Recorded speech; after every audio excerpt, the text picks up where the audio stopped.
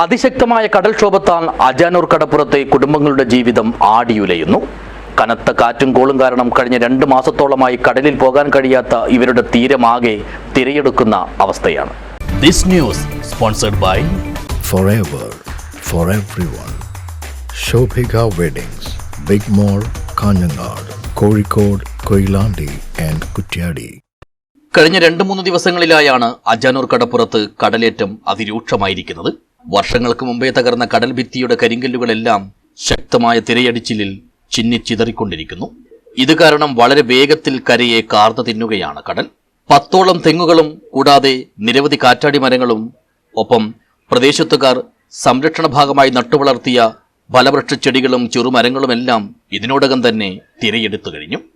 തീരദേശ റോഡും ഏതു നിമിഷവും അപ്രത്യക്ഷമായേക്കാവുന്ന രീതിയിൽ പല ഭാഗങ്ങളിലും തകർന്നുകൊണ്ടിരിക്കുന്നു.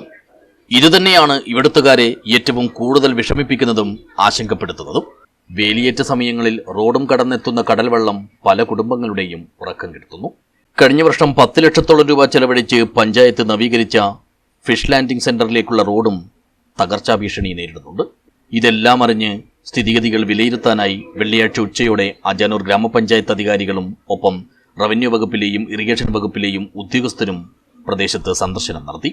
എന്നാൽ ഓരോ തവണയും ആരെയോ ബോധ്യപ്പെടുത്താനെന്ന വണ്ണം വന്നുപോകുന്ന വകുപ്പ് തല ഉദ്യോഗസ്ഥന്മാർ തുടർ നടപടികൾ സ്വീകരിക്കുന്നതിൽ കാണിക്കുന്ന അനാസ്ഥയും അവഗണനയുമാണ് തങ്ങളുടെ ഈ ദുരിതവും പ്രശ്നപരിഹാരവും അനന്തമായി നീളാൻ ഇടയാക്കുന്നതെന്നാണ് നാട്ടുകാരുടെ പരാതി. ഈ ആർബർ ഇല്ലാത്തതുകൊണ്ട് ഈ കാരെല്ലാം പോയിട്ട് വീടെല്ലാം ഇപ്പോൾ പോകും. റോഡെല്ലാം പൊളിഞ്ഞിട്ട് പോലായില്ല. ഫുള്ള് റോഡ് പോയി, അങ്ങനെ ഫുള്ള് പോയിക്കൊണ്ട് പോകുന്നത്. അതുകൊണ്ട് നമുക്ക് ഇതിൻ്റെ എന്തെങ്കിലും ഒരു നടപടി എടുക്കണ്ടേ? ഒരു നേതാക്കന്മാരും വന്നിട്ട് നോക്കുന്നില്ല. എന്തിനാ നമുക്ക് ഇവിടെ ഒരു മിഷലാൻഡ് കെട്ടിനി ഒന്നും ഒരു കാര്യം നടക്കുന്നില്ല. ഇവിടെ 1 മാസമായി പണിക്ക് പോകാതെ നടക്കുന്നു മത്സ്യത്തൊഴിലാളി. ഒരു റേഷൻ അരികളും കൊടുക്കാൻ പറ്റുന്നില്ല. എന്ത് നേതാക്കന്മാരില്ലത്? മത്സ്യത്തൊഴിലാളി പട്ടിണി എടുക്കുന്നു. ഇപ്പോൾ പഞ്ചായത്തിന്റെ ഭാഗത്ത് നിന്ന് സാധ്യമാകുന്നതെല്ലാം തങ്ങൾക്ക് വേണ്ടി ചെയ്യുന്നുണ്ടെന്നും ഈ തീരവാസികൾ തുറന്നു സമ്മതിക്കുന്നു. അനുഭവിച്ചുകൊണ്ടിരുന്ന കടലാക്രമണം അടിയന്തരമായി പരിഹരിക്കണമെന്നും ബഹുമാനപ്പെട്ട ഇറിഗേഷൻ ഡിപ്പാർട്ട്മെന്റിനോട് അറിയിച്ചിട്ടുണ്ട്. എത്രയും പെട്ടെന്ന് അതിന് ശാശ്വതമായ ഒരു പരിഹാരം കണ്ടെത്താമെന്ന് അവർ അറിയിച്ചിട്ടുണ്ട്. അതിന് പിന്തുണ ബഹുമാനപ്പെട്ട പഞ്ചായത്ത് വൈസ് പ്രസിഡന്റും വാർഡ് മെമ്പറും ഉൾപ്പെടെ എന്നെ സമ്മർദ്ദം ചെയ്തിട്ടുണ്ട്. നാട്ടുകാർ എന്ത് സഹായവും നാട്ടുകാരുടെ ഭാഗത്തു നിന്ന് എന്താണോ വേണ്ടത് അടിയന്തരമായ സഹായം ചെയ്തതിന് അതിന് നാട്ടുകാർ വേണ്ടുന്ന സഹായം ചെയ്തു എന്ന് ഉറപ്പ് നൽകുന്നു. ജീവനാഡിയായി വർത്തിക്കുന്ന ഈ ഭാഗത്തേക്കുള്ള റോഡ് കടൽ കാർന്നെടുത്താൽ ഈ കടലോരത്തെ കുടുംബങ്ങൾ തീർത്തും ഒറ്റപ്പെട്ടു പോകും. അതിനു മുമ്പായി തന്നെ ബന്ധപ്പെട്ട വകുപ്പുകൾ അടിയന്തര പ്രാധാന്യത്തോടെ താൽക്കാലിക പരിഹാര നടപടികൾ കൈക്കൊള്ളേണ്ടതുണ്ടെന്ന് panchayat vice president K Sabeesh പറഞ്ഞു. കാലാകാലങ്ങളിലായി ഉണ്ടായി വരുന്ന ഈയൊരു പ്രതിഭാസത്തിന് ശാശ്വതമായൊരു പരിഹാരം കാണാൻ ഉത്തരവാദപ്പെട്ട അധികാരികൾ മനസ്സുവെക്കുകയോ മെനക്കെടുകയോ ചെയ്തിട്ടില്ല. കഴിഞ്ഞ കുറച്ചു വർഷങ്ങളായി ചിത്താരി അഴിമുഖം ഗതിമാറി ഒഴുകുന്നതും വെല്ലുവിളി സൃഷ്ടിക്കുന്നു. ആ അഴിമുഖം ഇങ്ങോട്ടേക്ക് ഗതിമാറി കഴിഞ്ഞാൽ ഈ ഭാഗത്ത് താമസിക്കുന്ന മത്സ്യത്തൊഴിലാളികളെ സംബന്ധിച്ചിടത്തോളം വളരെ ദയനീയാവസ്ഥയാണ്. അവർക്ക് മാറി താമസിക്കണമെങ്കിൽ തന്നെ ഒട്ടനവധി പ്രയാസങ്ങൾ അനുഭവപ്പെട്ടുകൊണ്ടിരിക്കുകയാണ്. തീരദേശത്ത് താമസിക്കുന്ന മത്സ്യത്തൊഴിലാളികളെ സംബന്ധിച്ചിടത്തോളം കടലുമായി ബന്ധപ്പെട്ട് ഉപജീവനമാർഗം കഴിക്കുന്ന ആളുകളാണ് ഇവർ താമസിക്കുന്നത്. സംസ്ഥാന ഗവൺമെന്റും കേന്ദ്ര ഗവൺമെന്റും ഒക്കെ അവർക്ക് പുനർഗം പദ്ധതി ഉൾപ്പെടുത്തിക്കൊണ്ട് 10 ലക്ഷം രൂപ കൊടുത്തുകൊണ്ട് മാറ്റിപ്പാർപ്പിക്കാൻ പല ആളുകൾക്കും പൈസ കൊടുത്തിട്ടുണ്ടെങ്കിലും തുച്ഛമായ പൈസ ആണ് ഈ 10 ലക്ഷം.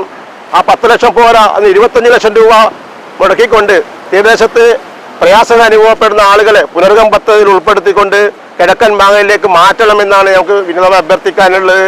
അജാനൂരിലെ നിർദ്ദിഷ്ട മത്സ്യബന്ധന തുറമുഖം എത്രയും വേഗത്തിൽ യാഥാർത്ഥ്യമാക്കിയാൽ ഒരു പരിധിവരെ ഇതിനെല്ലാം അറുതിയാകുമെന്നാണ് പ്രദേശവാസികൾ പറയുന്നത്.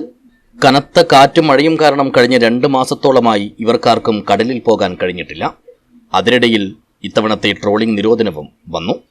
ഇതോടെ എല്ലാ തരത്തിലും ഉപജീവനം വഴിമുട്ടിയിരിക്കുകയാണ് മത്സ്യത്തൊഴിലാളി കുടുംബങ്ങൾ.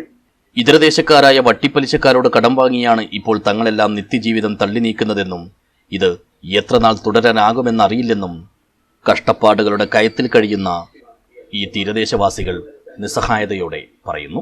News bureau, Kanhangad.